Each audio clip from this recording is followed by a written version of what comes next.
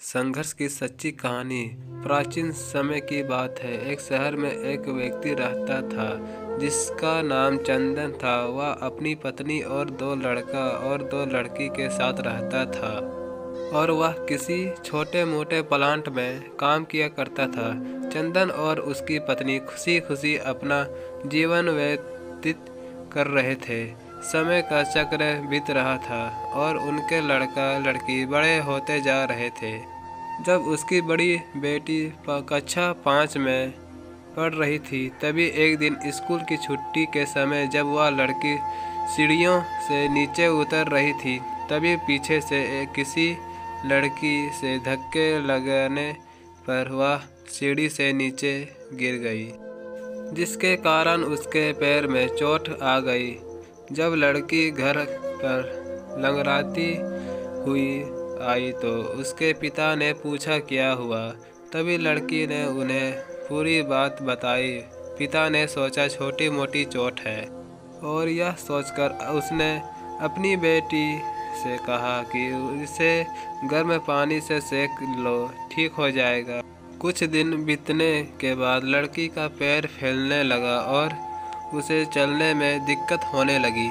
तभी उसके पिता ने कुछ लोगों की बातें सुनकर किसी एक ओझा को ले आए, जबकि उसे कुछ नहीं आता था और वह पैर ठीक नहीं कर पाया।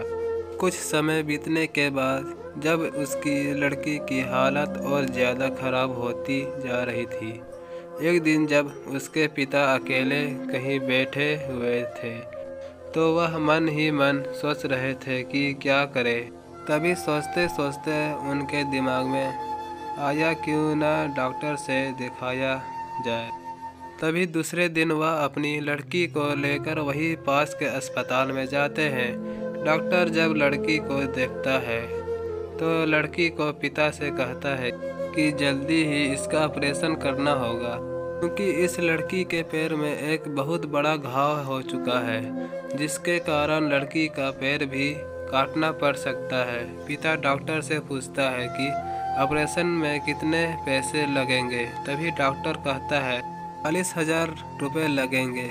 पिता घबरा जाता है, लेकिन पैसे की तलाश में इधर से उधर जाने लगता है। इधर उधर भाग दौड़ करने के बाद पैसे की व्यवस्था कर लेता है और लड़की का ऑपरेशन हो जाता है।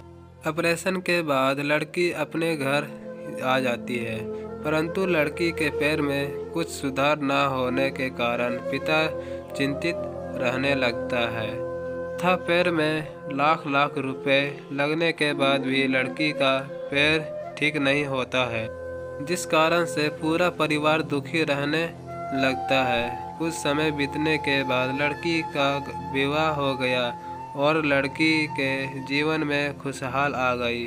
पिता सोचता है कि अब कुछ ठीक हो गया है, संघर्षों का दौर खत्म हो गया, परंतु किस्मत को कुछ और ही मंजूर था।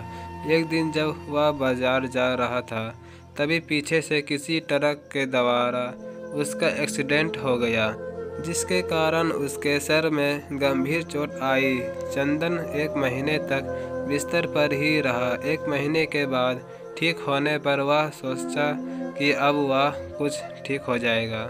ही उसकी पत्नी का व्यवस्था खराब होने लगा और वह बीमार पड़ गई। यहाँ वहाँ छोटे डॉक्टरों को दिखाने के बाद तबीयत और बिगड़ गई, जिसके कारण उन्हें वाराणसी के BHO अस्पताल में ले जाना पड़ा। वहाँ जाकर पता चला कि उसकी पत्नी के पेट में गंभीर बीमारी हो गई है, परंतु चंदन को यह विश्वास था कि उसको पत्नी ठीक हो जाएगी और चंदन इसी विश्वास के साथ अपनी पत्नी को हमेशा वाराणसी के अस्पताल में ले जाने लगा।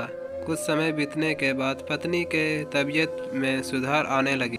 चंदन सोचा कि अब सब कुछ ठीक हो जाएगा। एक बार जब वह अपनी पत्नी को वाराणसी के अस्पताल में ले गया, डॉक्टर ने सभी रिपोर्ट को देखते हुए कहा सब कुछ ठीक है।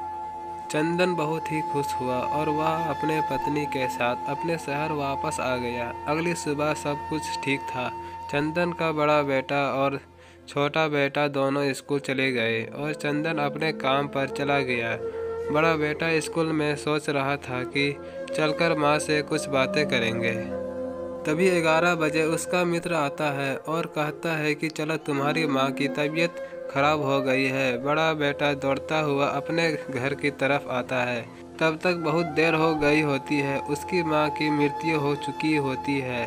बेटा माँ को देखते ही फुट फुट कर रोने लगता है और वह अपनी माँ का अंतिम संस्कार करता है। 1 साल तक पूरा परिवार दुखी रहता है। कुछ समय बीतने के बाद दुखों के बादल छट जाते हैं और चंदन अपने लड़का और लड़की के साथ सुख में जीवन बिताने लगता है। आज उसका परिवार खुशी जीवन जी रहा है। दोस्तों, जीवन में सुख और दुख दिन और रात की तरह होते हैं, जो कभी अस्थायी नहीं रहते। इसलिए दुख के समय में कभी हिम्मत नहीं हारना चाहिए तथा सुख के समय कभी अहंकार नहीं करना चाहिए। इसलिए कहा गया है। आप सभी को जीवन में संघर्ष की कहानी कैसी लगी, कृपया कमेंट करके बताइए और अपने दोस्तों के साथ व्हाट्सएप, फेसबुक पर नीचे दिए गए बटनों के द्वारा आसानी से शेयर करें। धन्यवाद।